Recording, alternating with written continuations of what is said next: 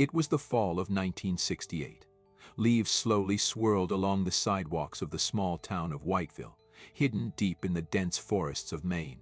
Life here flowed quietly and peacefully, but the locals knew that something changed at night.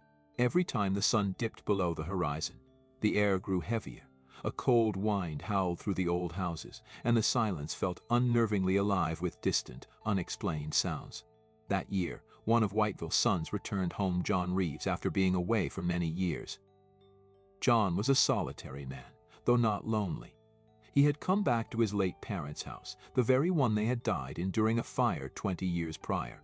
Despite his relatives' pleas to sell the decrepit house, John insisted on staying. He couldn't explain why he felt such a strong pull to this place. The house, though abandoned for so long, held a strange allure, as if the shadows of the past still lingered within its walls.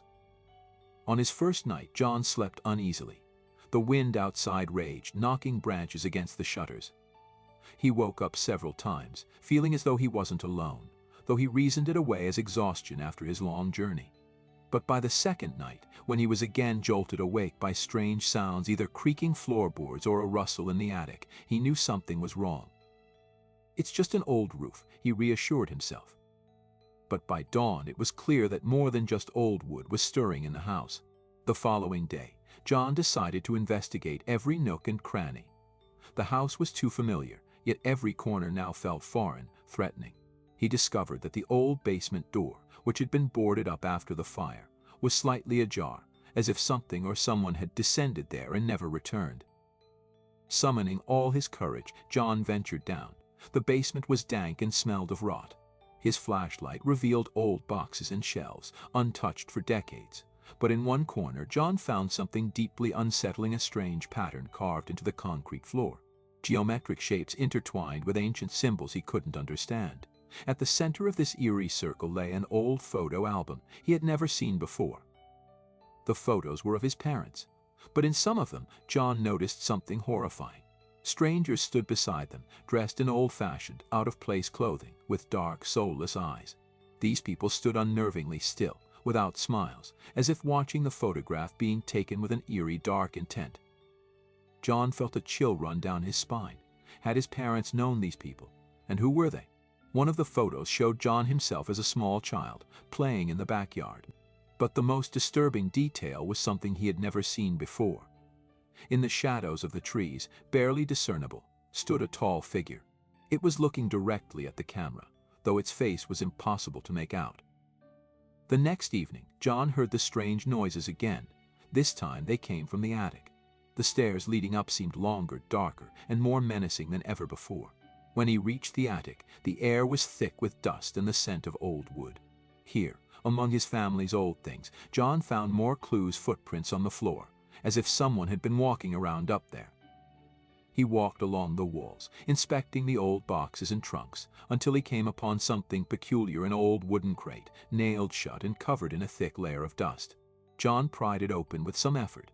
Inside were documents and letters that had belonged to his parents. Among them, he found an old, faded newspaper clipping.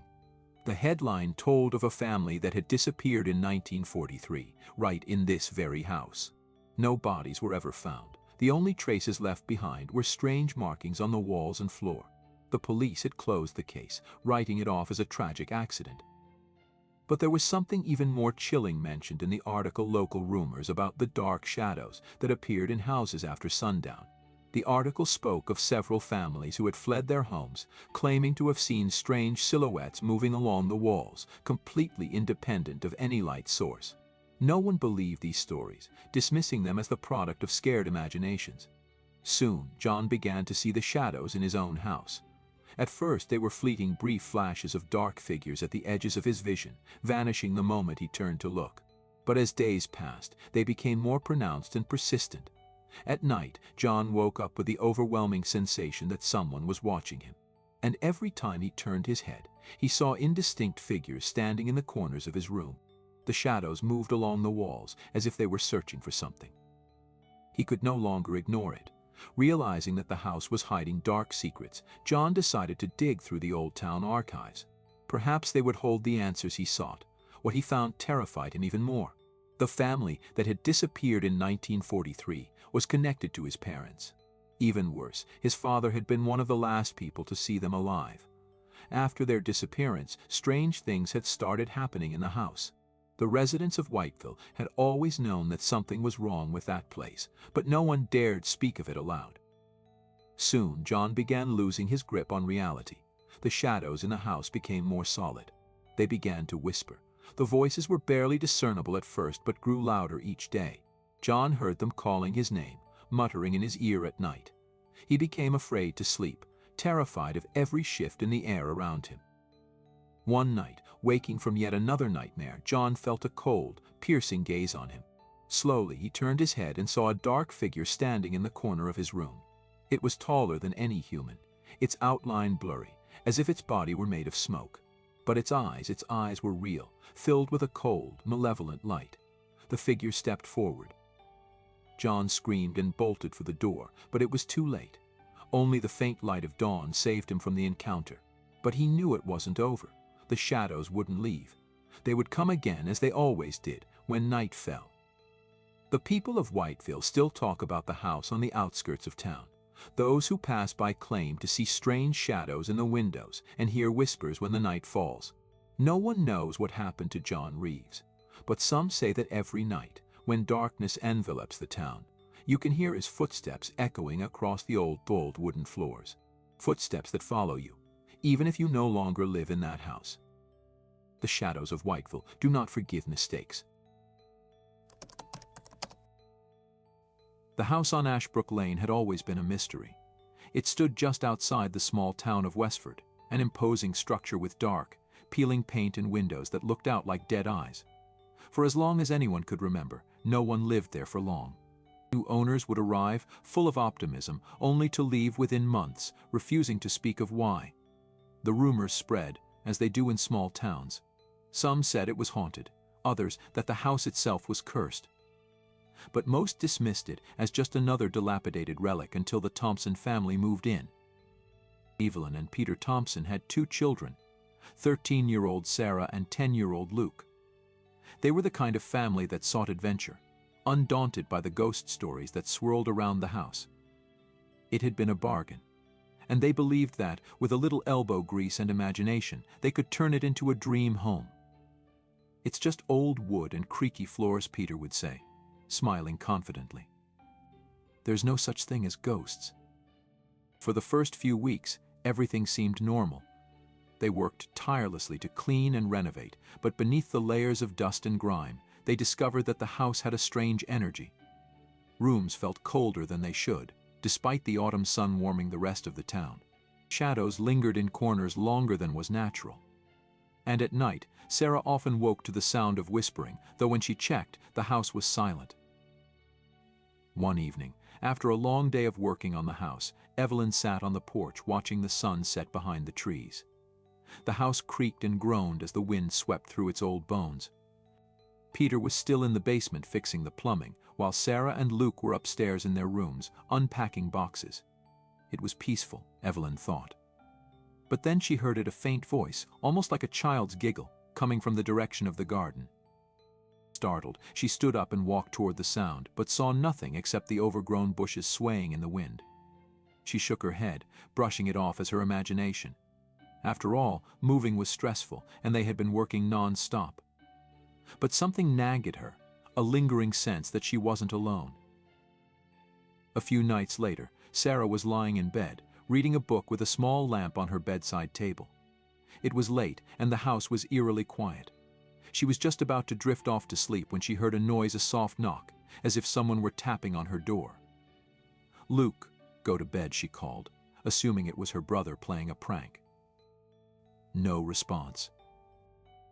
She rolled her eyes and put her book down, swinging her legs over the side of the bed. "Luke," she called again, a little louder. She walked to the door, opened it, and froze. Luke wasn't there. No one was. The hallway was dark, and her parents' room was down the hall. They would have heard him if he had been running around. Suddenly, from the other end of the hall, she heard it again, a soft, rhythmic tapping. It wasn't coming from any one direction, it seemed to come from everywhere and nowhere at once. Her skin prickled with fear, but curiosity got the better of her. She stepped into the hallway, calling softly, "Luke." But there was no answer. As she stood there, the tapping stopped.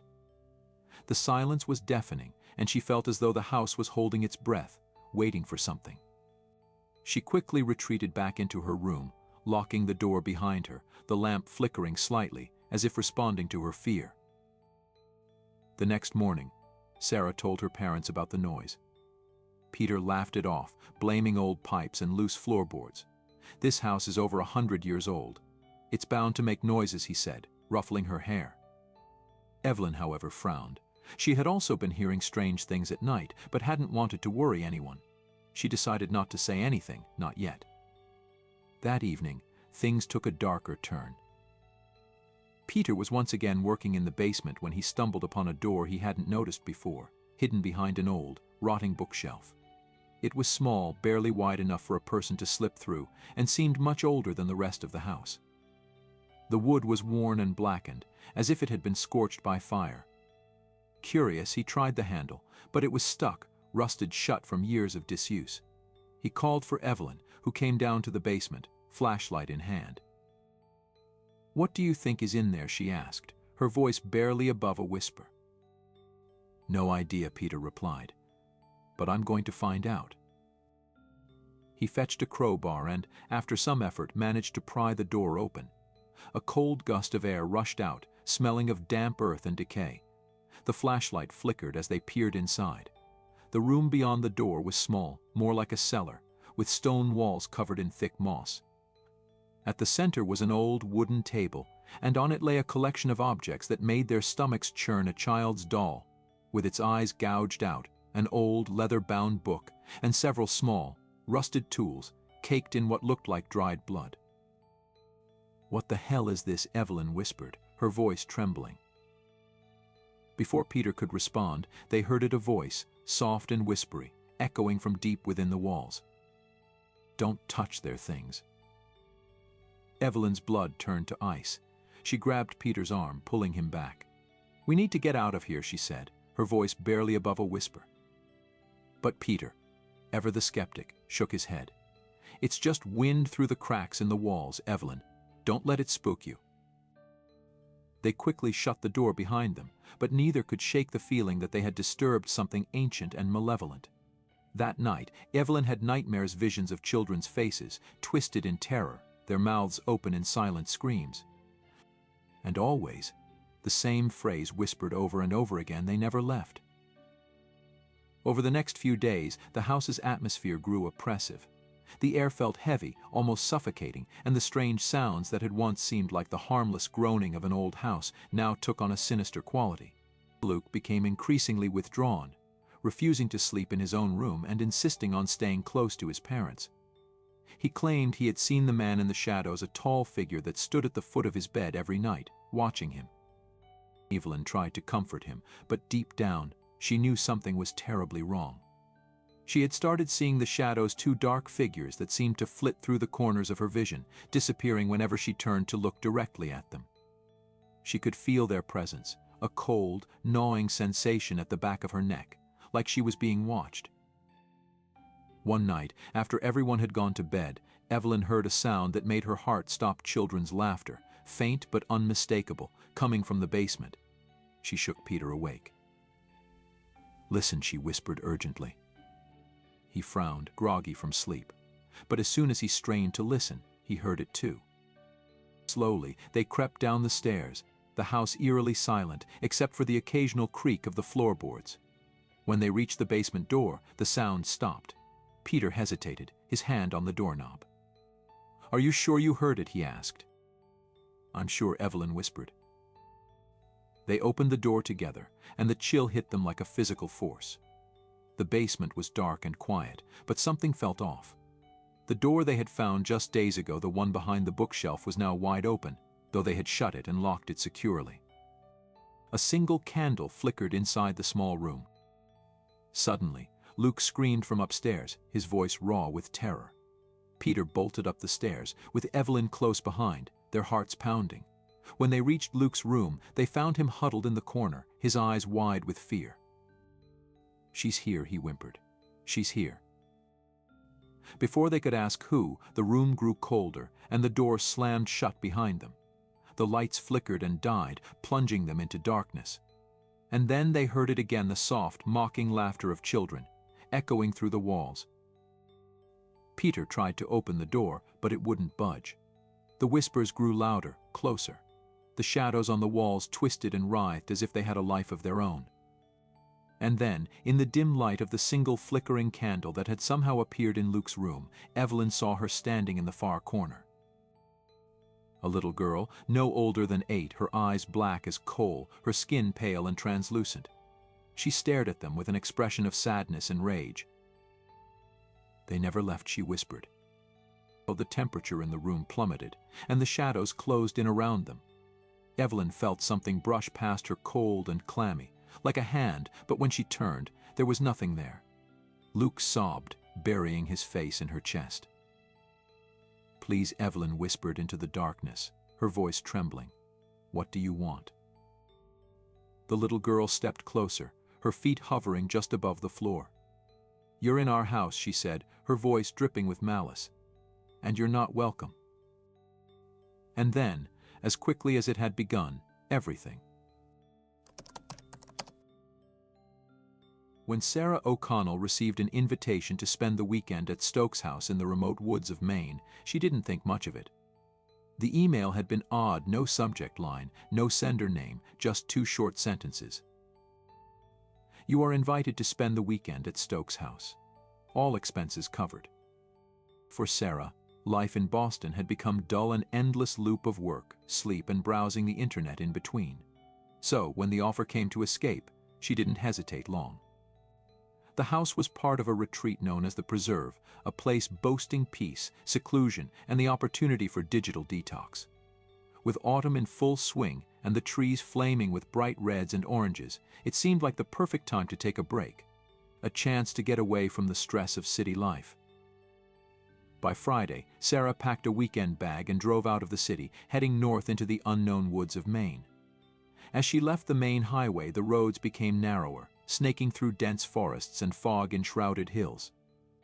By the time she arrived at the gravel path leading to Stokes' house, dusk had settled in, and a heavy fog hung over the woods, casting an eerie glow in the fading light. When she pulled up to the house, Sarah felt a sense of unease wash over her. Stokes' house was massive, a sprawling mansion set on a hill, with tall, Gothic spires and ivy creeping up its stone walls. It looked like something out of a different era, untouched by modern life. The windows were dark, and the air around the property was strangely still, as though the forest was holding its breath. She parked her car and walked to the front door, her footsteps muffled by the soft crunch of gravel beneath her feet. Sarah knocked, but there was no answer. After waiting a few moments, she tried the handle. The door creaked open slowly. Inside, the house was just as grand as she'd expected: ornate wood paneling, chandeliers, and a grand staircase leading to the upper floors. But it also felt empty. There was no staff, no other guests, no sign of life at all. The only sound was the faint ticking of an old grandfather clock in the foyer. On a small side table near the door, she found a note. "Welcome, Sarah. Your room is upstairs. Make yourself at home." That was it. No explanation, no signature. Shrugging off her unease, Sarah climbed the staircase, dragging her suitcase behind her. The house was oddly cold, and every step she took seemed to echo through the halls, as if the place was listening. When she reached the 2nd floor, she found her room at the end of a long corridor. It was beautifully furnished, a king-sized bed with dark velvet drapes, an antique vanity, and a fireplace. But despite the grandeur, it still felt wrong. There was a peculiar energy in the air, like the house itself was alive. Sarah shook the thought from her head. It was just her imagination. She was tired from the long drive, that's all. She unpacked her things, showered, and decided to call it an early night. As Sarah drifted off to sleep, she was jolted awake by a sound of soft whispering, like someone speaking just out of earshot. She sat up in bed, her heart racing. The room was dark except for the dim glow of the fireplace. Listening closely, She realized the whispers weren't coming from outside the room but inside. She scanned the room but saw no one. The whispers grew louder, but she couldn't make out any words. Her pulse quickened. Sarah got out of bed and tiptoed toward the door, pressing her ear against the wood. The whispers stopped. Suddenly, the door flung open with a gust of cold air. Sarah stumbled backward, heart pounding. She looked down the hallway, but it was empty. The only sound was the faint creak of the house settling. "This is insane," she muttered to herself, shutting the door quickly and locking it. She tried to calm down, telling herself it was just the old house playing tricks on her. But something in the back of her mind kept nagging at her. What if she wasn't alone here after all? Sarah crawled back into bed and pulled the covers up to her chin, but sleep didn't come easily. Every creak, every gust of wind seemed louder, more deliberate. She lay there, staring at the ceiling, until exhaustion finally overtook her. The next morning, Sarah woke to sunlight streaming through the windows, the events of the previous night feeling distant and surreal. Maybe it had all been a dream, she thought as she dressed and went downstairs to explore the house in the daylight. The kitchen was fully stocked with food, and she made herself a quick breakfast before wandering the property. As she walked through the halls, she noticed strange things, small cracks in the walls that seemed to pulse as she passed them, the smell of something rotten that wafted through the air in certain rooms, and most unsettling of all, old family portraits that seemed to shift slightly when she wasn't looking directly at them. The longer she stayed in the house, the more it felt like something was watching her. A presence, invisible yet suffocating, that followed her from room to room. That afternoon she ventured outside, hoping to clear her head. The fog had lifted, revealing a pristine lake just behind the house, framed by towering pine trees. It was beautiful, serene even, but the stillness of the water made her uneasy. There were no birds chirping, no insects buzzing, just silence. As she walked along the lake's edge, she noticed something out of place. There by the water stood a small stone monument. Curious, she approached it. The inscription was worn and barely legible, but as she traced the faded letters with her fingers, she felt a chill run down her spine. In memory of those who are forgotten. Suddenly, the air around her grew cold, and the hairs on the back of her neck stood up. She turned around, half expecting to see someone standing behind her, but there was no one. The woods were empty, yet she couldn't shake the feeling that something or someone was watching her. Sarah quickly retreated back to the house, her heart racing. She tried to convince herself it was just her mind playing tricks on her, but deep down she knew something was wrong with Stokes' house. That night, the whispers returned. Louder this time, more distinct. She could hear voices, multiple voices murmuring, pleading, but the words were garbled and impossible to understand. Sarah bolted upright in bed, her pulse racing. The air in the room had grown frigid, and her breath came out in white puffs. And then she saw it. A shadow, a figure standing in the corner of the room, just barely visible in the dim light. It was tall, gaunt, its face obscured by darkness, but she could feel its eyes on her. Sarah screamed and scrambled out of bed, fumbling for the door. She yanked it open and sprinted down the hallway, not daring to look back. The house felt alive now, the walls groaning, the floorboards creaking under invisible weight. She ran down the stairs, her heart pounding in her ears, and burst out the front door into the cold night air. But as she stood on the porch, gasping for breath, she realized something horrifying. The woods were gone. The house was now surrounded by an endless expanse of fog, thick and impenetrable. There was no road, no trees, just a vast sea of gray stretching as far as the eye could see. Panicking, Sarah ran back inside. She needed to find a phone, get help, but when she reached the foyer, she froze. Standing in the middle of the room was the figure from her bedroom, closer now, its face still hidden in shadow. But it wasn't alone. Behind it, more figures began to emerge, stepping out from the walls, the corners, the shadows. They were whispering to her. "Stay with us. You can't leave.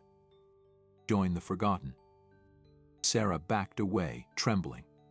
"Who are you?" she cried. The figures didn't answer. They only moved closer, their whispers growing louder, more insistent. In a sudden burst of courage, Sarah turned and ran toward the back of the house, desperate to find an escape. She slammed through doorways, raced through hallways that seemed to stretch on forever. The house twisted and changed around her, the walls closing in, trapping her. Finally, she found herself in the kitchen. The back door was just a few steps away. She reached for the handle, but before she could open it, a cold hand gripped her wrist. Sarah screamed as she was pulled backward, spinning to face her attacker. It was one of the figures, its face now clear. It was gaunt, hollow-eyed, its skin stretched tight over bones. And she recognized it. It was her own face. Days later, the police arrived at Stokes' house after receiving a report about a missing person. They searched the property, but there was no sign of Sarah O'Connell. The only thing they found was her car, parked in the driveway, and her belongings neatly packed inside the house. As the lead investigator stood by the lake, staring out at the still water, he felt a strange pull. His gaze drifted to the small stone monument near the shore. In memory of those who are forgotten. A chill ran down his spine. He turned to leave, but as he walked away, he didn't notice the faint reflection of Sarah O'Connell, standing silently in the water, her face hollow and eyes blank, watching, waiting for the next to join the forgotten. The town of Hollow Creek was the kind of place that felt forgotten by time. Tucked deep within the Appalachian Mountains, it was isolated from the world, shrouded in mist and shadow. The locals lived quiet, unremarkable lives, but beneath the surface, there was an unspoken truth everyone knew but refused to acknowledge, a truth about the forest that surrounded the town and the strange occurrences that had plagued it for generations. People had always disappeared in Hollow Creek, not in large numbers and never with much fanfare, but every few years, someone would vanish into the woods and never return. The authorities would search, families would grieve, but no one ever found any bodies. The woods simply swallowed them up. Most people who lived in the town learned to ignore the forest, to go about their lives as if it weren't there, looming over them. But for those who couldn't, those curious or reckless enough to venture too deep, there was always a price to pay. For Rachel Miller, the town's dark past was little more than a story. She had moved to Hollow Creek after inheriting her aunt's old house, a creaky Victorian on the edge of town, right where the road met the dense line of trees. Her aunt had lived there alone for years before passing away, leaving the property to Rachel, who hadn't visited since childhood. At first, Rachel thought it would be a peaceful retreat, a place to escape the hustle of city life and focus on her art. The house, though old and in desperate need of repair, had a certain charm. It sat at the end of a winding dirt road, with the forest stretching out behind it like an impenetrable wall.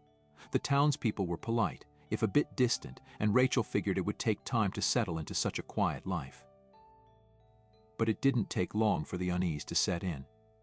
From the moment she moved in, Rachel couldn't shake the feeling that she was being watched. The house was quiet, save for the occasional groan of the old wood settling, but there was a presence, something she couldn't explain. It was most intense at night, when the wind would howl through the trees, and the shadows seemed to press in closer to the windows. Sometimes, as she lay in bed, she thought she could hear voices, soft whispers carried on the wind, coming from deep within the forest. She tried to ignore it, chalking it up to her imagination, but the feeling grew stronger with each passing day. It was late one evening, about a month after she had moved in, that the first truly strange thing happened.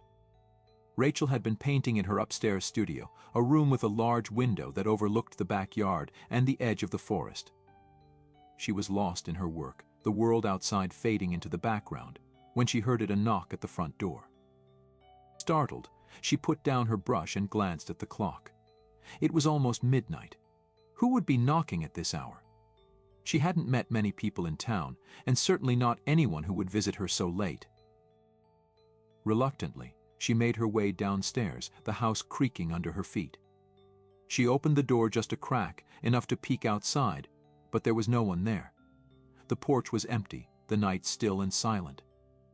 She stepped outside, scanning the yard, but all she could see was the faint outline of the trees swaying in the wind. As she turned to go back inside, she saw a figure, just at the edge of the forest. It was barely visible in the darkness, but there was no mistaking the shape of a person standing among the trees, watching her.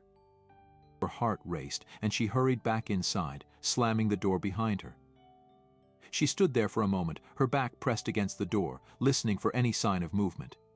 But there was nothing, just the wind and the distant creaking of the trees. The next day, she mentioned the incident to Mrs. Cartwright, the elderly woman who ran the town's only grocery store. Mrs. Cartwright had been living in Hollow Creek her entire life, and if anyone knew the town's secrets, it would be her. "I thought I saw someone outside last night," Rachel said casually as she paid for her groceries, "standing near the forest." At her words, Mrs. Cartwright's face grew pale, and the friendly smile she usually wore faded. She leaned in closer, her voice low and serious. "You stay away from that forest, dear. You hear me?" Rachel raised an eyebrow. "Why? Is there something dangerous out there?" The old woman hesitated, glancing around as if to make sure no one else was listening. "The forest isn't safe, especially at night. Folks around here don't go in there. Not since people started disappearing." Rachel's curiosity piqued. "Disappearing? What do you mean?" Mrs. Cartwright sighed and shook her head. "It's not something we like to talk about. But people have been going missing in those woods for as long as I can remember. Every few years, someone goes in and never comes out. Most of us just stay away, and we tell our children to do the same. The forest doesn't want us there." Rachel thanked her and left, but the old woman's words stayed with her. It seemed ridiculous. How could a forest want anything? And yet, she couldn't shake the uneasy feeling that had been growing inside her since she'd moved into the house. That night, Rachel found herself staring out the window, her eyes drawn to the forest's edge. The shadows between the trees seemed darker than usual, thicker, as if they were hiding something. She could almost feel it, the same presence she'd sensed in the house, now out there in the woods, watching, waiting. The whispers began again, soft at first, like the rustling of leaves. But as she strained to listen, they grew clearer, forming words she couldn't quite understand. She pressed her face against the glass, trying to see into the darkness, but it was impenetrable. Suddenly, a figure stepped out from the trees.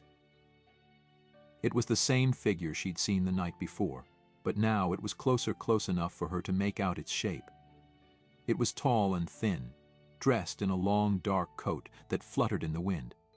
Its face was obscured by shadows, but its eyes glowed faintly in the darkness, like two dim lanterns staring straight at her. Rachel gasped and stumbled back from the window, her heart pounding in her chest. She reached for her phone, her hands shaking, but when she looked up again, the figure was gone. The next few days passed in a haze of anxiety and sleeplessness. The whispers continued, growing louder at night, always seeming to come from the forest. Rachel avoided going near the woods during the day, but at night she couldn't help herself. Something drew her to the window, to the sight of the dark, looming trees. And then, one evening, the knocking started again. It was just after midnight, the house shrouded in darkness, when Rachel heard the soft, insistent tapping at the front door. Her stomach knotted in fear, but she forced herself to go downstairs. She opened the door just a crack, and once again there was no one there. But this time, something was different. There on the porch was a small object. Rachel hesitated for a moment before stepping outside to pick it up. It was an old, weathered key, covered in rust and dirt. There was no note, no explanation, just the key, lying on the porch, as if someone had left it there for her. She took it inside, her mind racing. What was the key for? Who had left it? And why? She didn't have to wait long for answers. That night, as she lay in bed, the whispers became louder, almost deafening. They were no longer just words, there was a rhythm to them now, a chant, repeating the same phrase over and over again. At first she couldn't understand it, but as the voices grew louder, the words became clear. "Come to us. Come to us." Rachel sat up, her heart pounding in her chest. She knew without a doubt that the voices were calling her to the forest. She tried to resist, to tell herself it was just a nightmare, but the pull was too strong. It was as if something deep within the woods had latched onto her, drawing her in, whispering promises she couldn't ignore. Before she knew it, she was on her feet, moving toward the door as if in a trance. The key she'd found earlier was clutched in her hand, though she didn't remember picking it up. Her mind was hazy, her thoughts scattered, but one thing was clear: she had to go to the forest. It was the only way to stop the whispers, the only way to understand. The night was cold as she stepped outside, the wind biting at her skin. The moon was hidden behind thick clouds, casting the world in complete darkness. But Rachel didn't need light to guide her. The whispers were leading her now, calling her deeper and deeper into the woods. She moved through the trees, her feet carrying her over roots and fallen branches, as if she'd walked this path 1,000 times before. The air grew colder, and the trees seemed to close in around her, their gnarled branches reaching out like claws. The whispers were all around her now, coming from every direction, yet she still couldn't see anyone. And then she saw it. A clearing in the middle of the forest, illuminated by. There's a place in the heart of Boston that few people know about, and even fewer dare to mention. It's an unassuming building on Charles Street, wedged between a row of quaint brick townhouses and a coffee shop. To passers-by, it looks like any other historic home in the Beacon Hill neighborhood, quaint, charming, and steeped in history. But the building holds a secret, a dark one, that has claimed the lives and souls of those who've been unfortunate enough to enter. Rachel was a real estate agent with a specialty in selling historic homes, and when she received a call from her boss about a new property listing, she didn't think twice. It was an old brownstone, recently acquired by an investor who was eager to sell. The address 315 Charles Street. Rachel hadn't heard of the place before, but in her line of work, that wasn't unusual. Boston was full of hidden gems, and old houses constantly changed hands. But this one was different. As she stood in front of the building, something about it felt off. The brownstone's windows were dark, and the black iron gate in front of the entrance was rusted, as if it hadn't been touched in years. The air around the house was thick, almost oppressive, like a weight pressing down on her chest. But she shook off the unease. After all, it was just a house, and she was here to sell it. When she unlocked the front door, the hinges groaned, and the smell of damp wood and dust greeted her. The interior was just as neglected as the exterior. Old wooden floors creaked underfoot, and cobwebs hung from the high ceilings.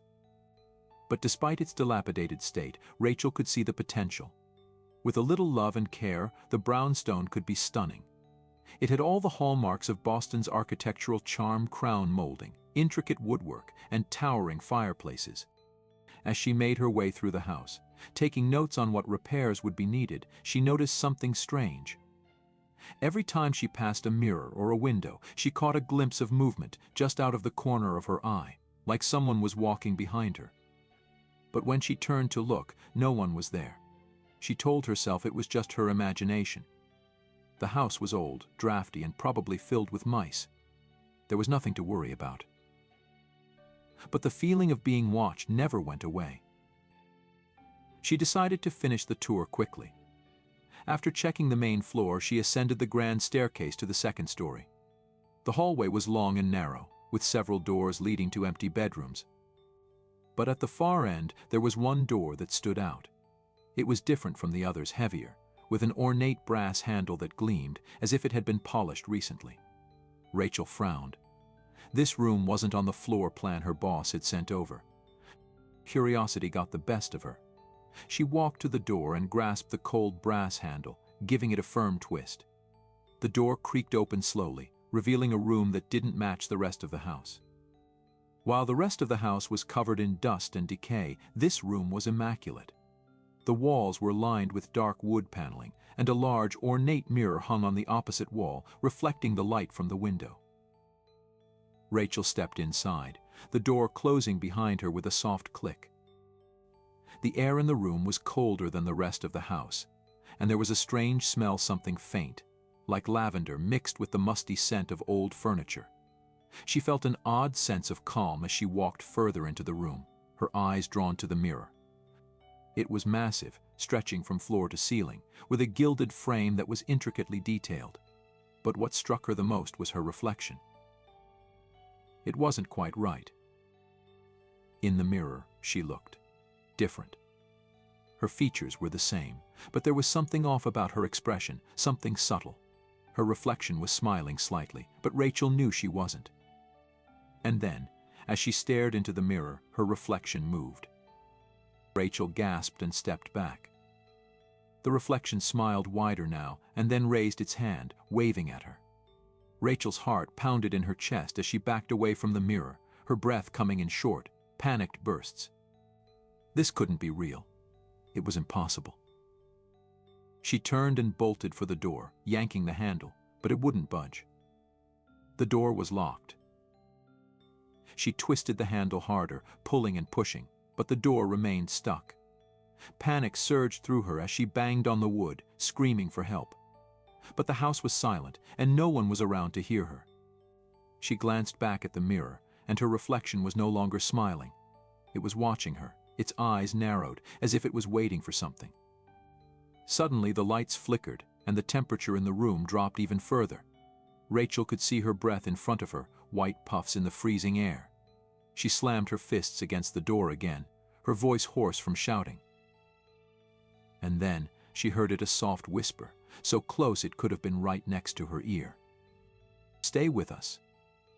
Rachel spun around, her back pressed against the door.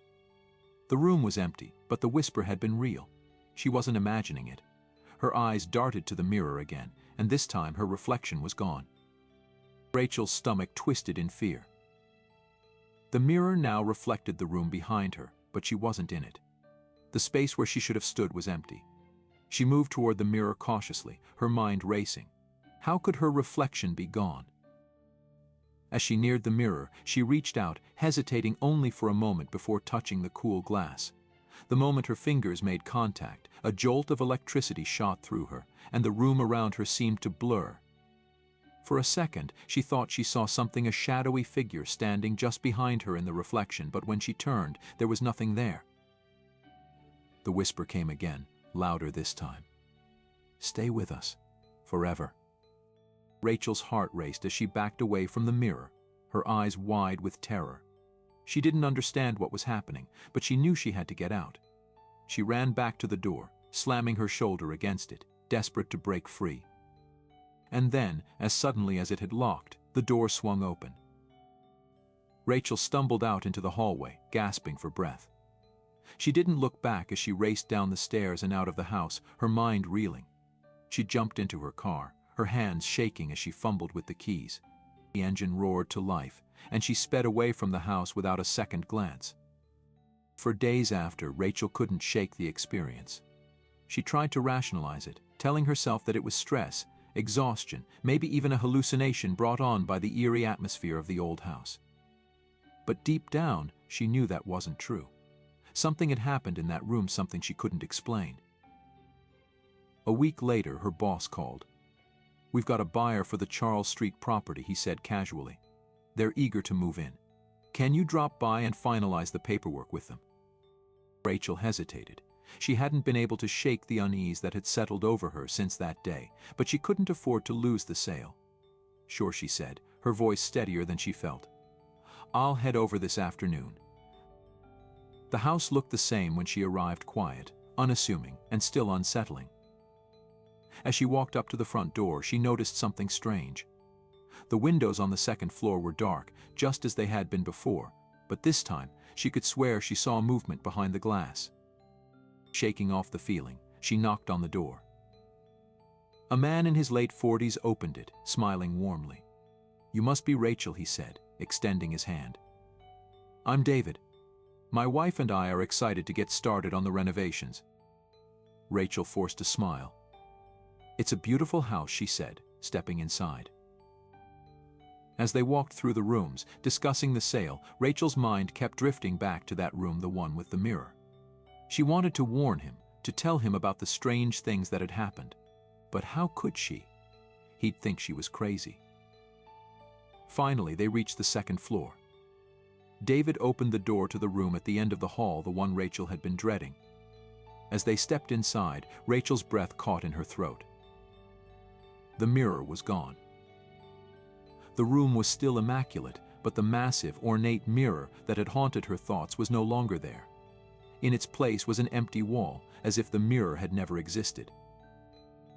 David glanced at her, noticing her sudden silence. "Is everything okay?"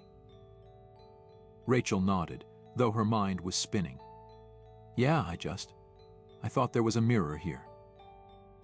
David chuckled. "No, we're planning to put in some shelving. It'll look great once it's done." Rachel forced a smile, but something inside her told her that the mirror hadn't just disappeared.